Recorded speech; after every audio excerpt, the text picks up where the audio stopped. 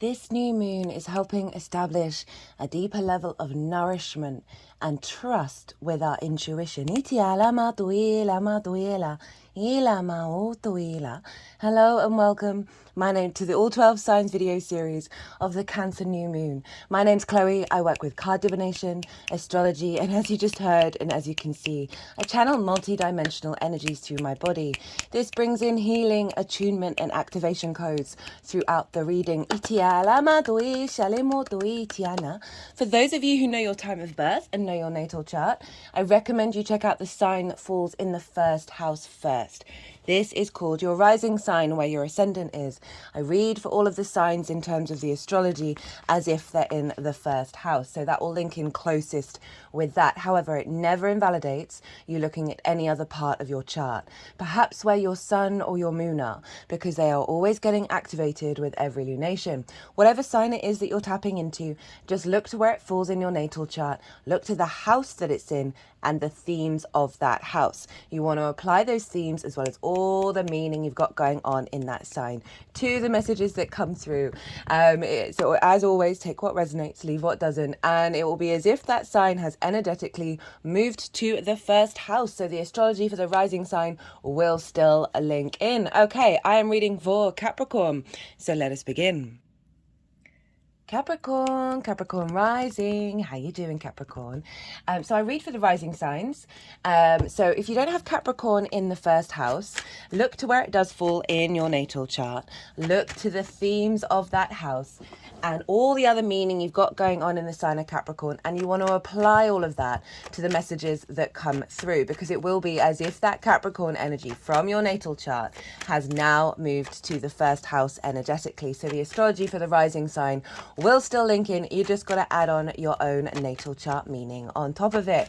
So beautiful Cancer new moon, and I just want to apologize to everybody. You will be watching this after the event. It's already happened, and I cannot apologize enough for the delays that have gone on for me over the last week or so, particularly in relationship to the Neptune retrograde, where the screen on my phone of 8 years decided to disintegrate. New viewers, if you didn't quite catch the introduction, I channel multi-dimensional energies through my body. You're just hearing the vocal light language there, and here is some of the physical. All of this brings in healing, attunement, and activation codes throughout, so it's going to be going on throughout. So I cannot apologize enough, but I do work with 6-month cycles, so this is what's coming through in this reading is going to serve you over the next 6 months, so you're not missing out on any of the energy. And I do believe that we can retrospectively turn back time and tap into energy, so planting those seeds around this new moon are still going to be very appropriate. So I'm going to be breaking down the astrology for Capricorn rising. As I do so, I'm going to be shuffling these tarot cards. They're going to go everywhere.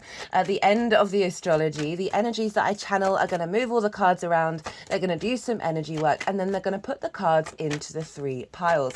The 3 piles are what is being released with this new moon, what is being activated, and how to work with that energy that's being activated over the next 6 months, taking us up to the Cancer full moon in Capricorn season. Your season, Capricorn.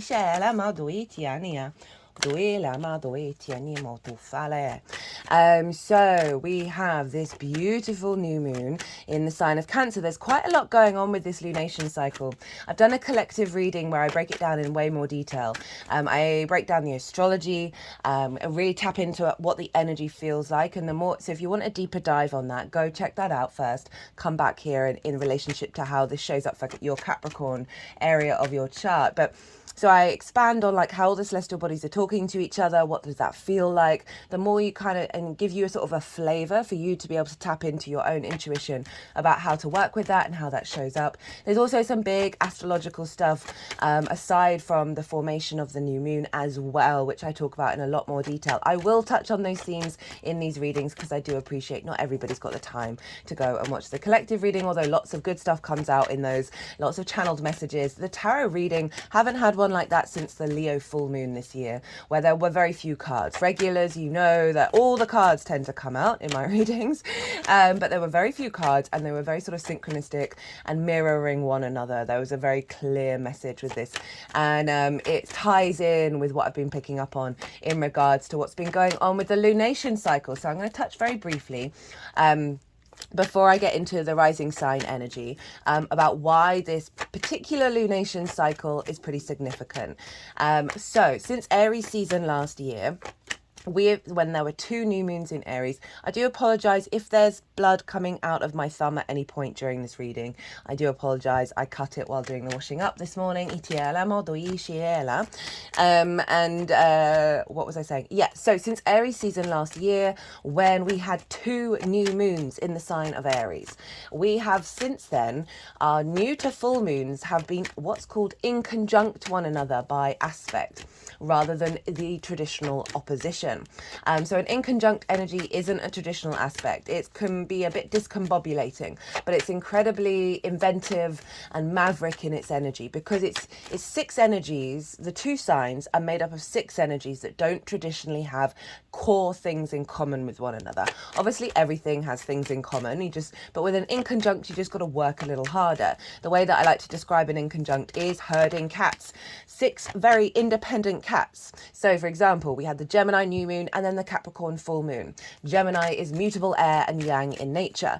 Capricorn is cardinal earth and yin in nature. So those 6 energies are like, who are you? We don't understand each other. They do fundamentally. It just takes a little bit more effort. As I said, herding cats, if you don't know, that's what you're doing. Woo! But once you can realize, okay, might take a bit more hard work. You might not necessarily see things materialize immediately. There may be crossed wires and different directions all at once. But once you sort of realize, okay, this is going to take a little bit more effort, once that sort of clicks, you realize you're actually bringing in a frequency that's able to work with 6 energies. That's pretty powerful. And so we've had in conjunct moon lunation cycles for over a year now. And so we've been getting in conjunct downloads. Those downloads have been unlocking pathways within us that may not have been readily accessible if we were just doing the traditional way of thinking and operating. And so you may have noticed over the last year and a half clues and signs and energetic spaces that feel like a different type of reality that we're stepping into. But then the old paradigms come up and difficulties show up and it's not quite integrated, but you're sort of getting clues and winks from the universe about this sort of new trajectory that we're all on. And then, so the Gemini to Capricorn full moon was the last in conjunct energy. And now we have a Cancer new moon followed by the second Capricorn full moon. So we're now moving back into the opposition. So the opposition is a straight line, and an in conjunct is mostly a straight line, but it's got a little bit of a curve at the end, right? So it's got a bit of a wonk. So it's like when you think something's going dead ahead and then it does a curveball energy, right? Misdirection. And so that's the kind of more maverick, more inventive ways of navigating our landscape, our energetic landscape, rather than just going down the straight line. All right then. These cards are wanting to come out quite differently today. I'm recording this on Saturday, Saturn's Day. The moon happened at 2 minutes to midnight here in the UK. So for those of you in GMT plus, it's all happening today, the 6th of July. So that's one of the major things. Now we're streamlining this energy, and it's beautiful with this new moon because the moon is governing the whole of the chart. Right, so whatever's going on with the ruler of a sign impacts the signs that it rules. And therefore, we've got the Sun and Venus in the sign of Cancer. So the signs that they rule are being influenced by the moon.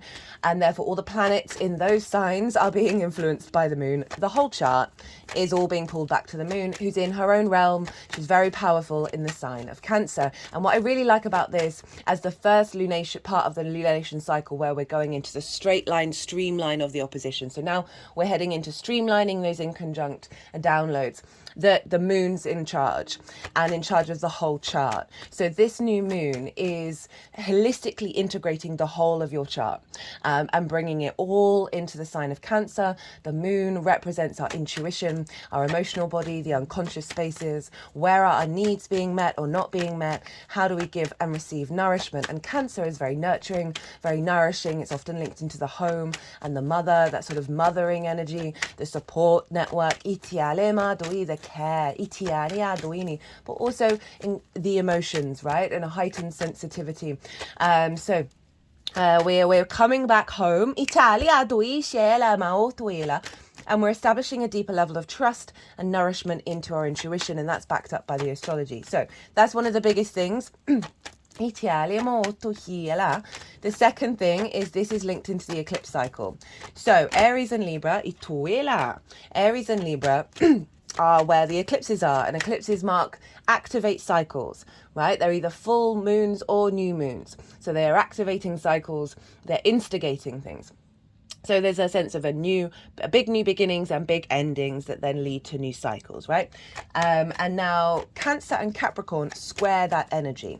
So squares are an aspect of Mars. Mars can, and therefore the square, can bring conflict, drama and frustration, as well as winning at all costs. It's a 90-degree angle. Push those fingers together and feel the force there, the friction. Friction is a very important part of a square. Square is a hard aspect. Hard aspects tend to see manifestation kick off, and especially the square. The square is all about manifestation and building in the 3D realm, right? Without friction, our 3D linear time frame reality dimension that we're very consciously aware that we exist in wouldn't exist in the way that we know it, because atoms wouldn't rub against each other and create what we perceive to be the material world. Mars is motivation, drive and action, our passions.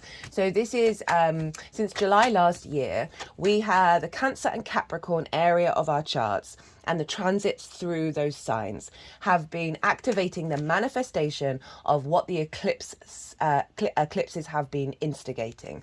The Capricorn area, I talk about that in the last Capricorn collective reading. I will do so again in the second Capricorn full moon, is activating the North Node where Aries is. And so it's more expansionist, it's a more manifestation energy, the outward yang, what we're hungry for, what we're striving for, where we're headed. We're seeing that show up in the Capricorn area of our chart. And the Cancer energy since July last year, leading up to January next year, is manifesting and bringing into being the South Node energy. Now the South Node can have an element of the drain. It's the tail of the dragon. It's the release. And it's the withdrawal. It's a more of a yin, esoteric inner journey. You can often see things falling away, being released, in order to create more space for you to reflect and refine and bring nuance. But it can be very draining. It can have a heaviness. It can, a sense of purging of certain energies in your life, things not necessarily manifesting because it's an inner experience in the way that sort of an outward building, right? And so you may have felt this heaviness, and this has been doubled up, this drain, this sort of frustration of things not necessarily going to plan. You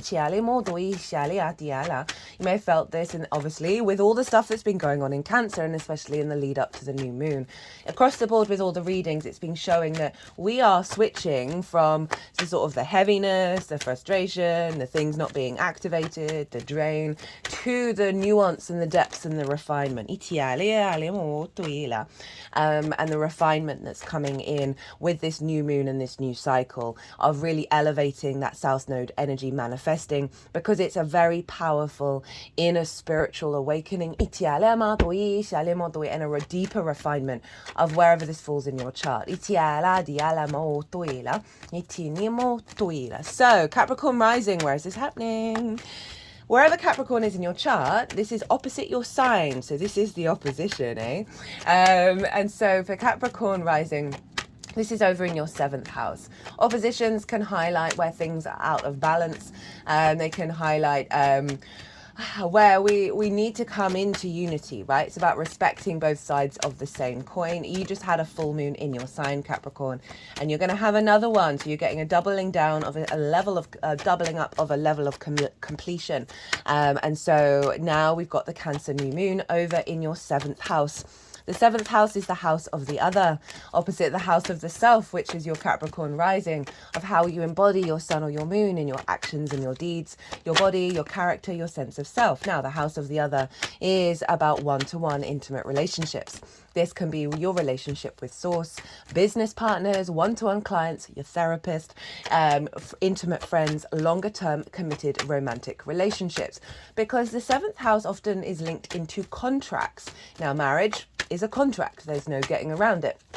The traditional form of it anyway. This sense of two parties coming together, the self and the other, right, with a sense of a commitment, right? Saturn rules the opposition. Saturn's all about commitment and integrity and responsibility and due diligence. And when we have these sort of more intimate relationships, you know, the sort of really important people in our lives, or where we're caregivers, or what's that phrase? Having a duty of care, right? Whether that's your therapist or you with your clients, there's a level of responsibility that needs to be applied here, right? And so this is the house of the other. And so often with the 7th house, this can be how the other shows up, how you show up with the other, and how you understand yourself in regards to the other, and also what you're drawn to in the other. You got a new moon there, activating a new cycle. Hello, Capricorn. Right. The star at the bottom of the deck. So a new cycle. So setting intentions around this is elevating your relationship with the other, elevating your understanding of self. So often we can self-sacrifice or over-prioritize ourselves and neglect the other. So rejigging that, an elevation of your connection to source. More clients coming in. If you're seeking a long-term committed romantic relationship and you want to level up that area of your life, setting an intention around that can be really powerful. A deeper relationship with your friends, all of those kind of things. Great intentions to set around that. Now we've got the Sun and Venus. Venus has been there for a while. Mercury's just left, and Venus is acting as a balm of soothing any hypersensitivity that we may have with the other. There's an element of desire to connect and bring a sense of appreciation and value, and getting creative in the way that we think about that situation with the other. She's really activating a level of self-care, of connection, of desire. Feeding into this new moon. The other thing that's quite significant about this new moon is the opposition with Ceres in your sign, Capricorn. Ceres is an asteroid, and she represents she is the grain mother, the earth mother, the harvest, the abundance, nourishment and nurturing. She's retrograde in your sign at the moment.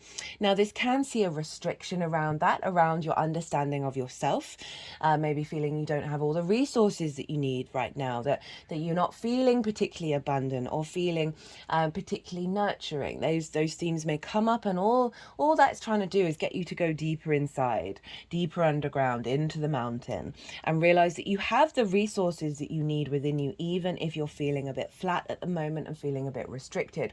The other side of a retrograde for me is an inner journey. So this is, it's kind of building on, perhaps your that inner journey of as I said, that inner resource. Okay. So rather than the restriction side of it, it is cultivating a deeper knowing that your vessel, your sense of self is tapping into a really sort of primal, ancient resource within yourself.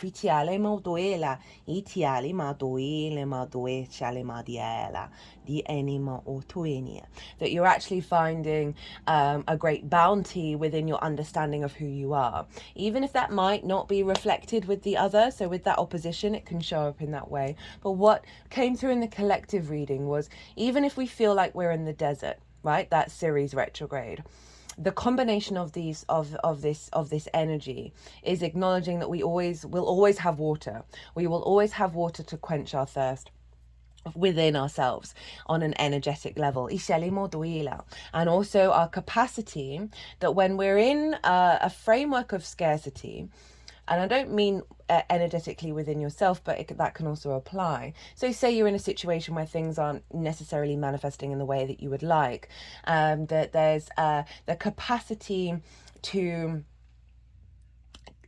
establish an ability to get all like an elevated sense of nourishment from what little there is around.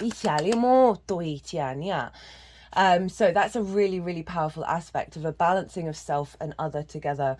The heightened intuition and the trust in that and the nourishment with that around your connection with the other, right? So that can see, you could say with relationships, whether it's business, romantic, whatever it is, of heightening a level of your intuition around your ability to understand them. Especially if you've had a drain in this area of your life where you may not have felt the what do I want to say with that? It just may have felt that, well, actually what's coming through is with the South Node energy manifesting there, you and another, you may have just spent a more time being isolated from the external world when you've been one-on-one with people, as well as refining those relationships. Now, what else is going on? We have Saturn over in Pisces, Pallas Athena over in Scorpio, making a grand water trine with the Sun, Moon, and Venus. Saturn is retrograde at the moment. I've done a pick a card Saturn retrogrades video. Pick a card readings, they're all in their own playlist. There's quite a few, there's 4 now. Even though they're linked into astrology, I still feel that they're kind of timeless because the messages that come through in those are so very powerful. That Saturn retrograde in your 3rd house. This is the meaning that you find on a day-to-day basis. This is your environmental frequency, the things you do on a day-to-day basis, your local community, learning things for the first time, schools, as well as the lens in which you communicate through. Saturn's been there for a while now and now is retrograde. And so we're revisiting and going over perhaps some of the difficulties Saturn's brought in. I mean, Saturn's a wonderful planet. I love Saturn. Saturn is your ruler as well. As I said, commitment, responsibility, maturity, integrity, and legacy energy, right? This, if when we tap into that, we tap into Saturn. And here is Saturn right now. And so Saturn retrograde can see an internalization of authority and a sense of within yourself of a reflection more deeply into your commitment to your expression and how you communicate, having more I can see this no, I'll get to that, a heightened level of inner maturity, pulling down the structures internally that have blocked your legacy. But Saturn's very mature in your 3rd house of communication. Pallas Athena is up in the sign of Scorpio, your hopes and your dreams, your friends, groups and alliances, the 11th house, reaping the benefits from your 10th house. Pallas Athena is an asteroid. She represents embodied wisdom and strategy, right? So we've got these very mature, longer term thinking celestial bodies influencing this moon. And this is where the trust comes in regards to our intuition, where our needs, activating a cycle of a maturity around our needs being met and bringing in more nourishment. And so there is a heightened level of maturity and trust in how we work with our intuition. We're getting a deeper level of nourishment coming from Ceres internally. So we have bigger groups, reaping the benefits from your 10th house, hopes and dreams, communication day to day, and one-on-one relationships. Now, this can show up as more healthy and mature conversations around your hopes and dreams with the other, right? Whether that's a long-term romantic commitment, being able to be more dedicated to the relationship in regards to your hopes and dreams on a day-to-day basis. If we take this out of the romantic sphere, this can be planning around, so you've got clients, right? One-on-one business clients. This can be your capacity to find deeper a power in the way that you express yourself to the clients that is helping, however, facilitate their hopes and dreams as well as your own, establishing a sense of vision and maturity and intuition around how you interact with people on a one-to-one basis that then sees an elevated long-term strategy around what you reap your benefits from your 10th house, right? You got Libra up in the 10th, right? So the Cancer energy is activating the refinement of your life purpose, your career. You being more authentically yourself and being more intimate with friends, groups, and alliances in the way that you express yourself. Because the 7th house is that kind of like that intimate bond, and therefore bringing that to bigger groups, being more visible. What else is going on? Okay, I'm going to say this very, very briefly. Lilith is conjunct the South Node in Libra of your life purpose career. Lilith is about respect, honor, dignity, and equality. If she's not getting that, having had a conversation and hashed it out and tried to figure it out, if she's still hitting a brick wall with whatever other entity it is that she's engaging with and facing hypocrisy and hierarchical systems that don't make any sense, Lilith is like, okay, bye, I'm going to go and live my best life, right? This is about a sense of union with the external world in regards to the respect, honor, and dignity, and treating each other as vessels, as co-creation rather than codependency, or rather than subjugation. It's in your 10th house of life purpose and career. So there's a real active. I happen to have Lilith in my 10th house, conjunct my North Node. It's why I can be very sort of fiery in my sense of equality, and that we're all the same. Even though we're all very, very different. I appreciate that. The Lilith in your 10th with the South Node is saying, okay, we are going to refine and bring depth and nuance to where you're headed and what you're doing. And it's coming from a place where you are standing in your power. And so when you're faced with, say, bosses that are like, I don't like what you're doing here, and you ask them why, and they say, I just don't. That's when you're like, no, I need you to break that down. I need constructive criticism. Otherwise, this relationship dynamic isn't working, and you don't appear to be a decent boss who wants to facilitate their employees. Whoa, okay. Oh, I love Lilith.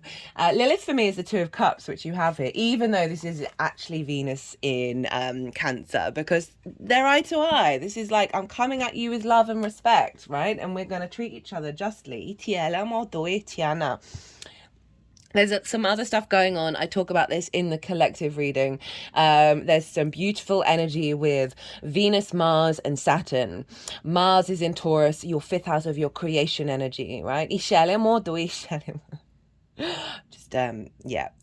Just reminded of a Capricorn rising who's about to pop out a child around the time of the Mars-Uranus conjunction. I'm going to be doing a pick a card reading on that. That's around the 15th of July. Mars in the 5th house of creation energy, children, pleasure, inner child, amusement, play, joy. Sextiling Venus over in your 7th house of one-to-one relationships.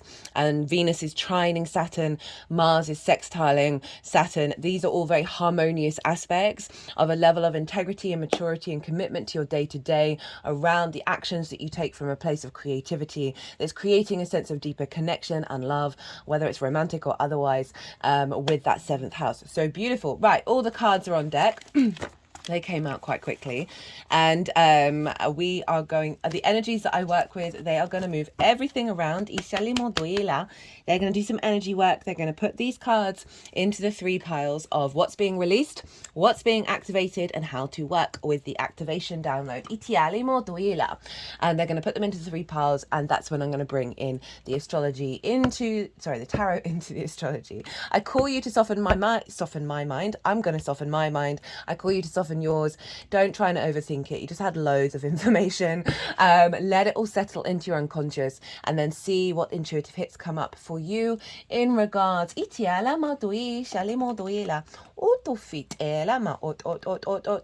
blockages around this. In regards to your own personal journey with this moon. Diala mo do itieni mo to to. Itiani mo otoili. Itiale. Some blockages around your understanding of your own sovereignty. Ishele mo toila. Diala itiania toila. Itoila. Blockages around emotional control. Definitely see hypersensitivity when working with the other, perhaps just being a little bit on the edge the whole time and a little bit emotionally vulnerable.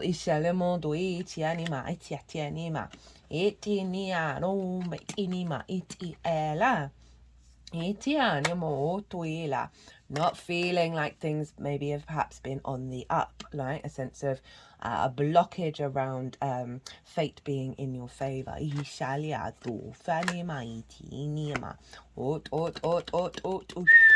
Blockages around your visibility, your vision, your sense of being seen by the other.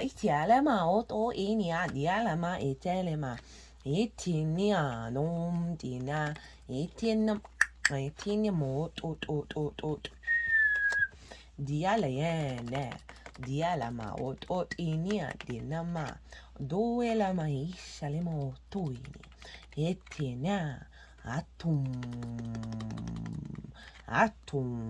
mina motum tom dishani alama etum etiania etianamo tot dialama mini marira mariti shana atu fialiela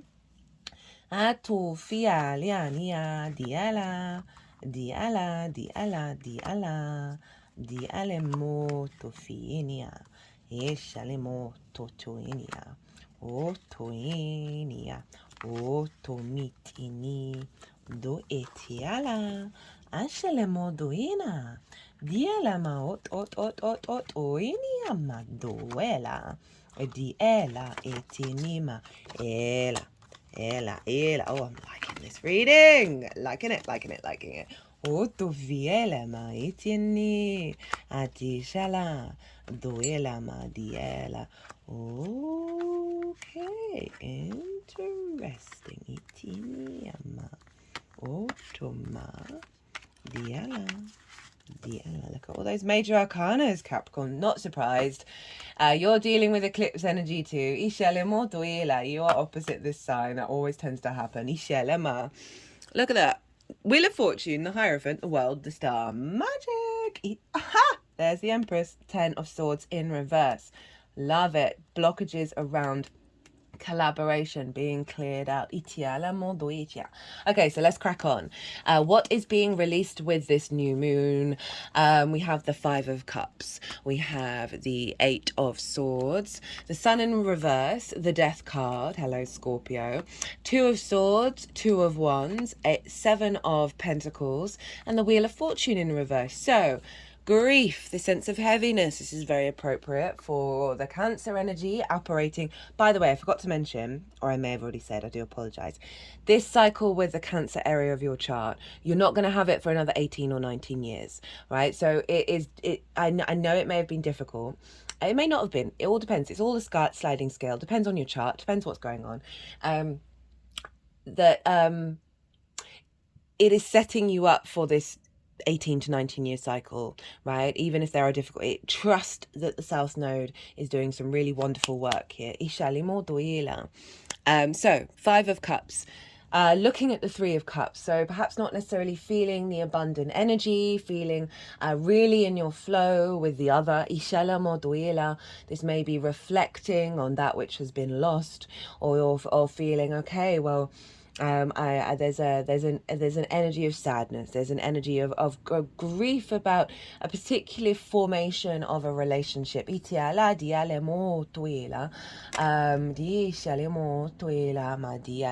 just being in your feelings around the other. As I said, source, business partner, clients, this could be about a decline in clients, perhaps the withdrawal, right, of separation I did say earlier, it can be about, being very isolated with the other together, but it also could have seen you just being a bit more by yourself and not connecting on an intimate level with other people. So like not being around your friends in the same way, not having the fun, the joy, the weight. There's a separation energy here that's being released. The Eight of Swords. Trapped in a cage of your own making, eh? This is Jupiter in Gemini. I love this card. It represents the fact that everything is an illusion, especially the thoughts, the ideas, the constructs, even though they do hold a lot of power within our unconscious mind. So there's something around a difficulty that has brought up a limiting belief, an idea that you have in regards to yourself and the other, however that shows up, that is fundamentally not true, because this isn't a cage. This figure can leave this space, but it's about perception, it's about awareness. And I love when this shows up because it's saying it's bringing that limitation into awareness in order for you to move through it. Anyway, whatever this limitation is in regards to perhaps feeling not connected to the other, or however that shows up, it is falling away. Sun in reverse, a lack of being seen, right? A lack of joy, fun, freedom, play, energy and light and animation with the other. Like a blockage that's been there is again falling away with that reverse and the Death card. This is an acknowledgement that you've gone through a cycle of releasing certain things that have had an authority over you, right? Those limiting beliefs, the grief, the sort of how the other, so the seventh house can often be how we understand ourselves in regards to the other. And so often that can be put us in an incredibly vulnerable space where we don't feel seen, and then that drains our energy, right? Putting the power on the external rather than allowing a sense of cultivation of our own energy that isn't being distorted by the external world. This feels very much a bit like that because of the Death card of like, in the unhealthy ways the other can have a hold over us. The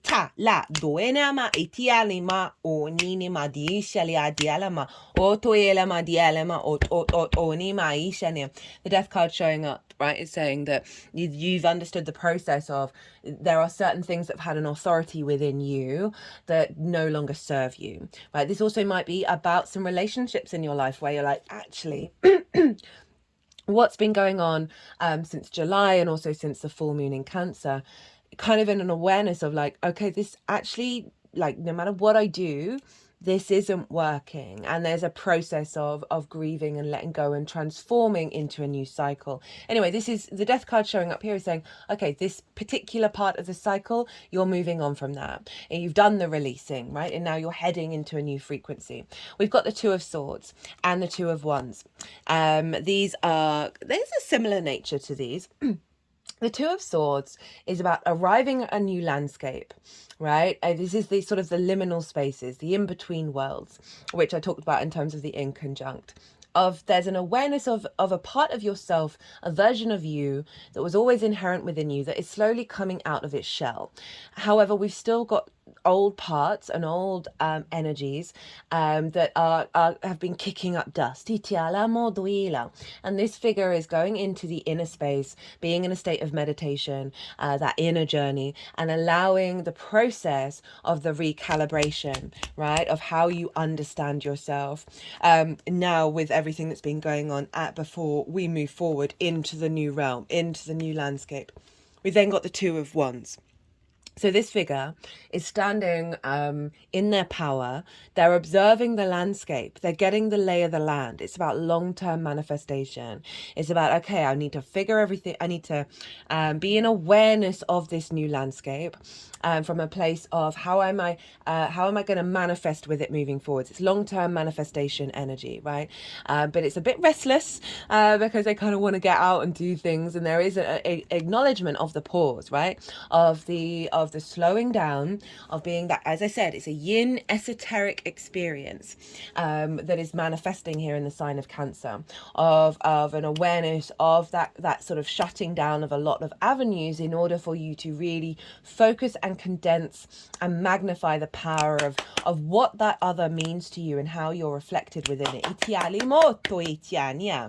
Seven of, and again, we're transitioning away from this energy.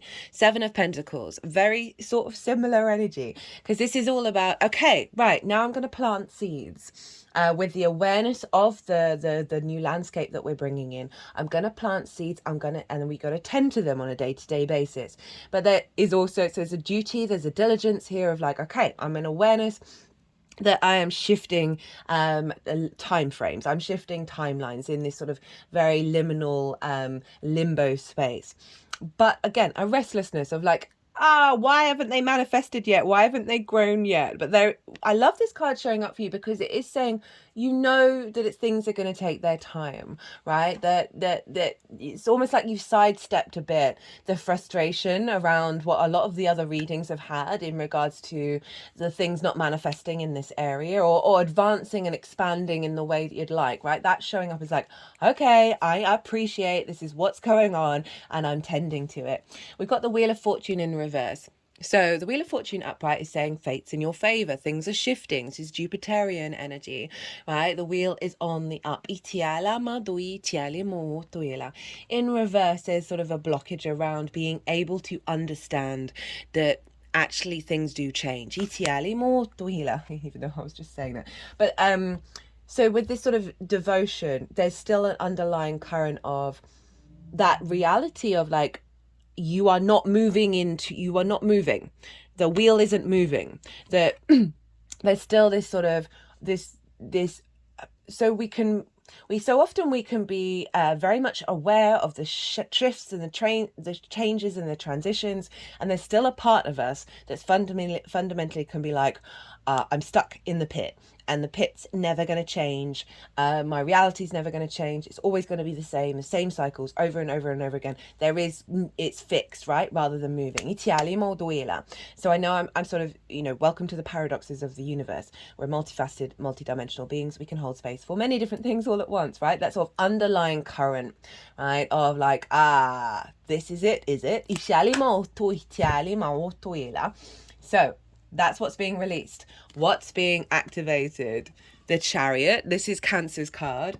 The Four of Pentacles. The Ace of Pentacles. The Devil. Hello, your card, Capricorn. The King of Cups. Shown up for everyone other than Pisces, interestingly enough. The Two of Cups and the Hierophant. Really like this. Really like this for the 7th house. So the Chariot is the Cancer card. There's an element of understanding everything you've experienced in this lifetime and all the others are in fact resources. They are not curses, they are not wounds, they are resources in order to help you navigate and move through the world to a place of victory, right? This is all about perception and how we roam. Okay, there are no reins. This figure is not trying to control a situation. There's an element of balance with the yin and the yang. And so there's a sense of movement and momentum moving forwards with the other, right? That's more in balance, that's less about restrictions and control, you are standing in your power. You're quite confident in who you are and what you're bringing to the table and how you want things to unfold. As I said, without over worry and fear and planning, there's an element of flow that's coming in. The Four of Pentacles. Love this card. This showed up in the collective reading. This card for me is about your inner frequency, the truth of your inner frequency, beyond the trauma responses, beyond the limiting beliefs, being protected from the distortions from the external world that may limit your soul's experience and your soul's integration and expansion. And there's a level of protection here with these pentacles on the feet, heart and crown chakra. And there's a crown representing sovereignty. So this is saying that you're able to create from a place of grounded stability and structure within yourself out in the world and bring that out there. So there's an acknowledgement here of because it's pentacles, because that's your earth sign, Capricorn, of the power of self in alignment with with the other. Ita niani mo otuila, where you're creating from a very unique organic space that isn't being manipulated. Italia due shalima ot shanima. Ace of Pentacles, a renewal of the energy. You know, the ability to create in the 3D world together, however that may show up. Because this is the, again, Pentacles, your energy, Capricorn, with the other, of working together, of a fresh new energy coming in. It has the flowers of the magician. So again, being able to manifest and create from walking through a new portal.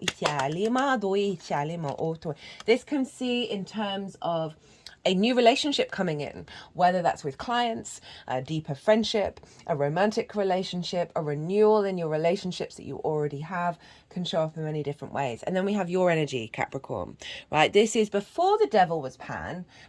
Before the devil was the devil, it was Pan.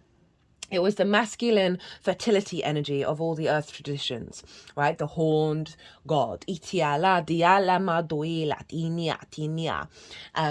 know, if you think of a unicorn, right? That in the center of the third eye, it was very much linked into source. So what I'm getting here is you being in your power, right? You being able to create in the material world a relationship where you are in balance. As I said, source, business partners, clients, romance, friends, all sorts of things. King of Cups, emotional control. This king is on a stormy ocean, on a stone throne, and isn't bothered, is in command of its emotions. It's not about denying emotions. The King of Cups knows that those emotions are its most powerful tool. Very psychic, very loving, very imaginative, right? But the whole name of the game is having this sense of emotional control while still allowing those emotions, even if they're difficult, to express themselves and work with them and take action on them.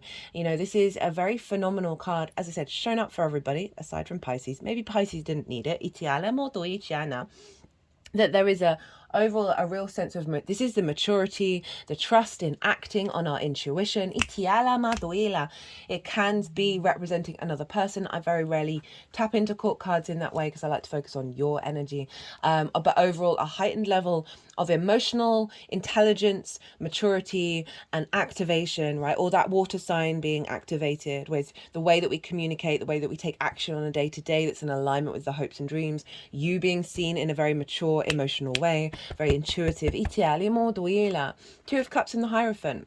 Okay, for those of you about romantic relationships, this is a balance of equality and commitment coming in.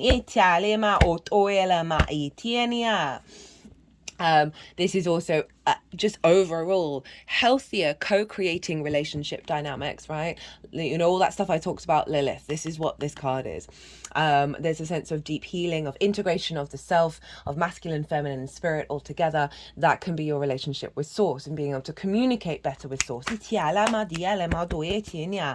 The Hierophant, Taurus energy, play, creativity, fun, joy, amusement. So if we bring in that element of the fifth house of whatever's going on here, you're going to have more fun and more creativity with it. It's also linked into children. So that could definitely be a theme for some of you. But this is about embodied wisdom, right? Having gone through a spiritual journey, a spiritual awakening, coming into your power and being able to communicate that and being your resonance, your frequency that is communicated to others. It's the only card where a figure is like sort of communicating to a group. And so Pallas Athena over in your 11th house of friends, groups and alliances, there can be something around your career, your work that is linked into imparting wisdom and a commitment to that and a level of resonance, as well as what I said, like a really sort of being in your spiritual power and bringing in a level of sort of tradition and commitment to the relationship dynamics that you have in your life. How to elevate this energy.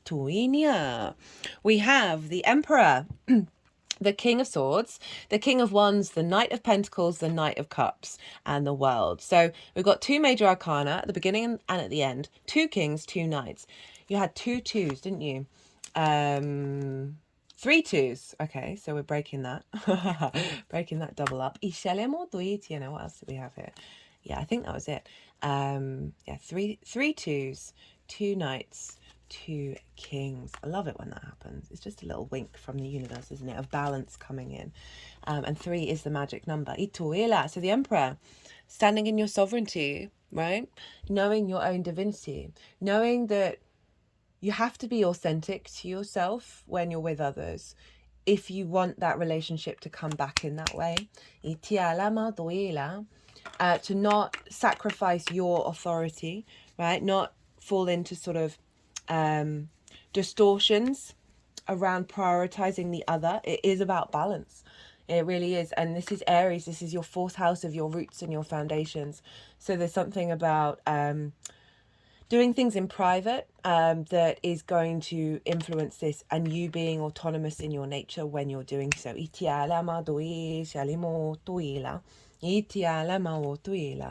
Knight, King of Wands, King of Swords.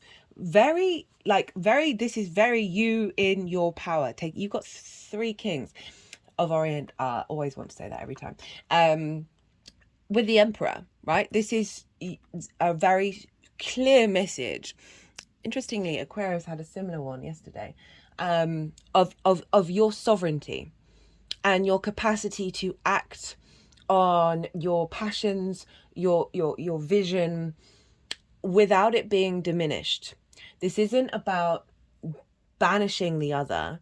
This is making sure that you are firmly on your feet, standing in your integrity, respecting yourself, and acting upon that.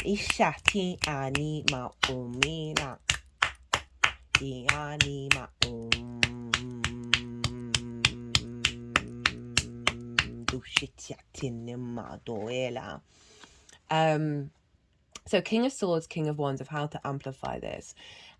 Kings are very sovereign. They take action. They're very mature in their energies. This is definitely calling you to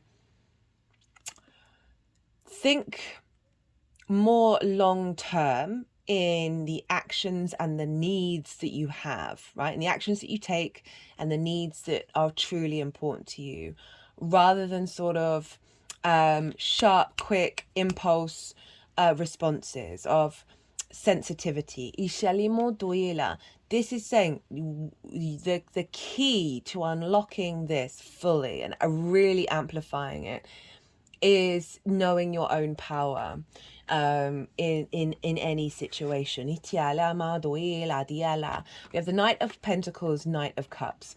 So this is the Cancer Capricorn energy. I love it. This is also right. So we've got some very yang energy here of fire and air, of the passion and the ideas and the vision. And now we have the slow and steady putting it into practice, right? The embodiment of these energies, right? The true romantic of, even though I'm saying be very in your power, this is saying there's a nurturing, there's a loving energy to also combine with that.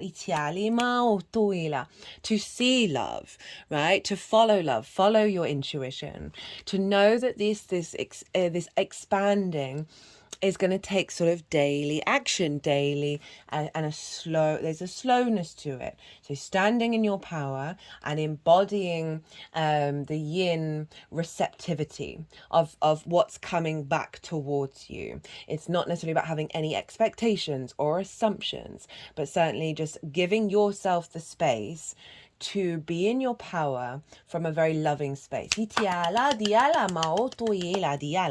The world. Hello, Saturn. Know thyself and the world will open up to you. So there is a real refinement. So the process of the world and Saturn is, so Saturn puts up restrictions and boundaries that we need to go through a cycle of establishing healthy boundaries. And the more that we do that, as well as pulling back the layers of understanding self and really coming into our own integrity and our commitment to that and walking our talk, the less boundaries we actually need, because the external world isn't dysregulating our nervous system, isn't dysregulating our trauma responses and activating our those impulses. And then we actually need zero boundaries, and because we are not being diminished by that. So there's something here as well as of obviously of deeply understanding self, and standing in your own power, as well as communicating from a place of love and also strength, right? That Saturn over in your third house of communication, and acknowledging that there may be some vulnerability that comes up, but it's going to serve you to step into those spaces. Speaking of vulnerability, we got that Empress and the Star at the bottom of the deck. So there's a sense of fertility here, a sense of there's an abundance of feeling good in the 3D world. It's allowing you to be your unique self with the other, and knowing your own true value. Right, let's get an oracle card from the Shaman's Dream Oracle deck. All the decks in the description box, by the way. These oracle cards, I always pull them before doing a transit. I will be doing the oracle reading following the All 12 Signs series, so that'll be coming out. Okay, what does Capricorn need to know that may not have come out in this reading, or amplifying what's already been brought up? What does Capricorn need to know in regards to this Cancer new moon?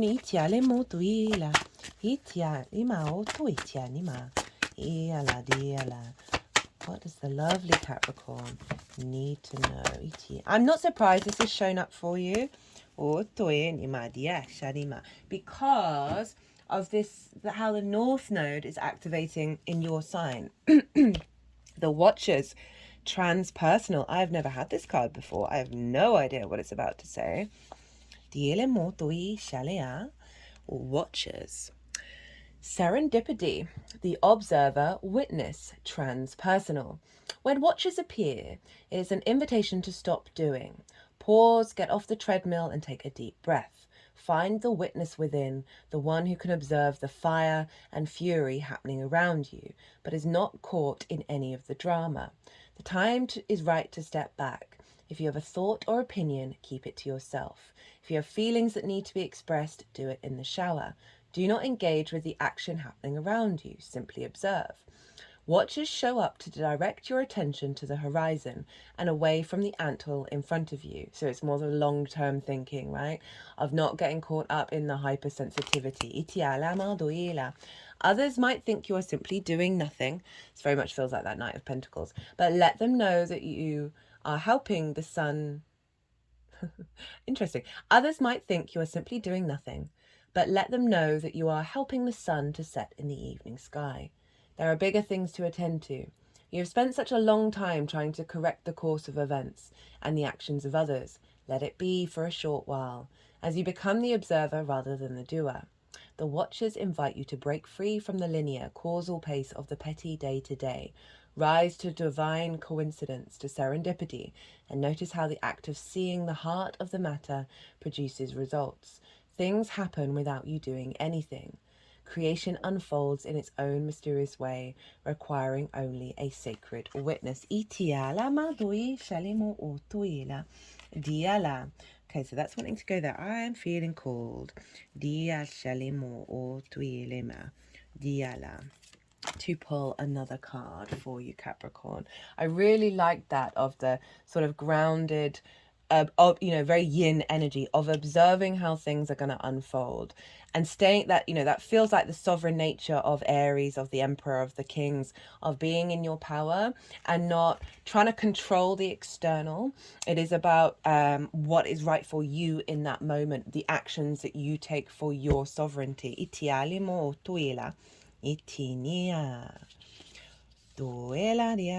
So, Spirit of the River, movement towards adventure, addiction to problems, allowing and trusting the current.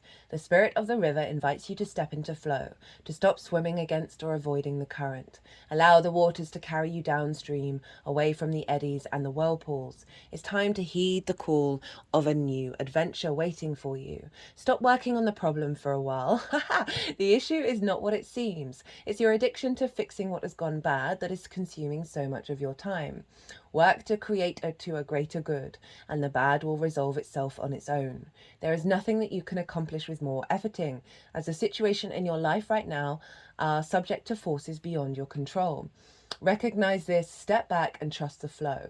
There is no loss of face or lack of honor or integrity. It's simply the way things are at this moment.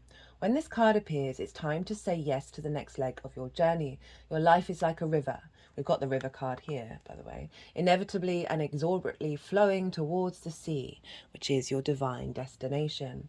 Be fearless and release yourself to the rushing water in the middle of the stream. Whatever it is you are holding onto, the feelings, the thoughts, the beliefs about how things are or how they should or could be, can be fixed easily with the power of the spirit of the river. Simply let go and enjoy the thrill of the ride. All will be well. Very similar messages with that. Of release control, Capricorn, and flow, surrender. I know that can be difficult. Okay, I'm going to leave it at that. I hope you enjoyed this reading. If you want a further dive into this, perhaps based on your natal chart or anything else, my website is in the description box and my email address is in the website. If you liked the reading, if it resonated, or you just enjoyed the tarot and the astrology, hitting that like button would bring me a lot of joy. And it also obviously helps the algorithm. Capricorn, be good to yourselves, be good to those around you. Safe travels and be well until we meet again.